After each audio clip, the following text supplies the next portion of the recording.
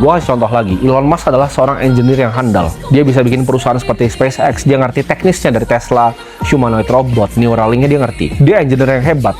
Tapi dia adalah seorang salesman yang lebih hebat lagi sebenarnya. Jadi kalau Elon Musk, kalian suruh gue nih analisa, dia itu bukan fully engineer. Dia mungkin engineer-nya 30%, 70%-nya adalah sales. Atau misalnya Jeff Bezos, dia adalah dua, dia adalah orang sistem, dan dia juga adalah sebuah engineer. Jadi banyak orang-orang terkaya di dunia itu yang berhasil menggabungi yang gue sebutnya dua dunia ini. Kadang ada yang bahkan tiga. Lu fokus di satu aja, gue bilang lu bisa jadi yang terhebat. Lu bisa jadi orang yang sukses, lu bisa jadi orang yang kaya. Tapi jawabannya lu harus lihat apa yang kira-kira lu jago, apa yang sebenarnya orang lain bilang lu jago. Bukan dari diri lu sendiri, tapi dari orang lain. Jadi jawabannya adalah waktu, nggak usah buru-buru. Misalnya lo lagi mencari, ya kan, masih bingung, lu kadang masih ngerasa apakah ini hal yang harus gua kerjain, tenang ya. Gua kasih tau lu, tenang, nggak usah buru-buru.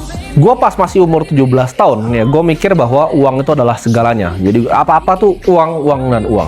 Tapi gue pengen kasih tahu ke kalian semua yang masih mulai ya. Gue paham kalian nonton gue ini, kalian pengen sukses. Tapi kalian harus paham, uang tuh bukan sebuah tujuan akhir. Tapi uang itu adalah sebuah alat. Percuma ya.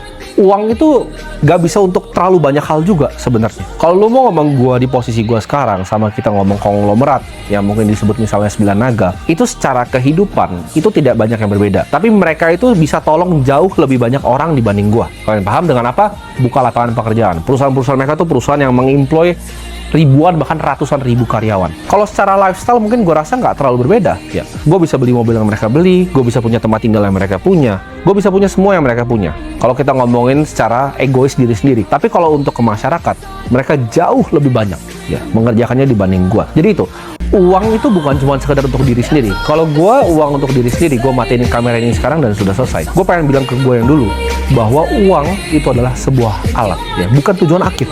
Lu mau pakai uangnya untuk apa? Jangan cuma uang ya, harta yang lu taruh di bank. Gue tuh selalu mikir dulu, harga diri misalnya gue pribadi itu dari rekening bank yang gue punya. Ketika gue punya 10 miliar pertama, gue senang. 100 miliar pertama, gue lebih senang lagi. 1 triliun, gue ngerasa kayak gue achieve something. Tapi setelah lewat ke jenjang-jenjang berikutnya, gue baru sadar di situ bahwa uang itu bukan cuma sekedar tujuan akhir ya, tapi alat untuk lu jadi bermanfaat untuk orang lain.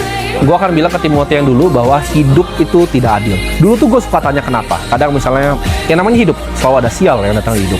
Gue selalu tanya, kenapa hal ini diizinkan ada di hidup gue? Tapi lama-lama gue, seiring pengalaman gue ya, diterpa badai, macam-macam lah yang gue udah alami di hidup gue. Kalian yang lihat gue di kamera ini, oh, kesannya nggak pernah ada masalah, sukses-sukses. Enggak, gue itu lebih banyak gagalnya dibanding suksesnya ya.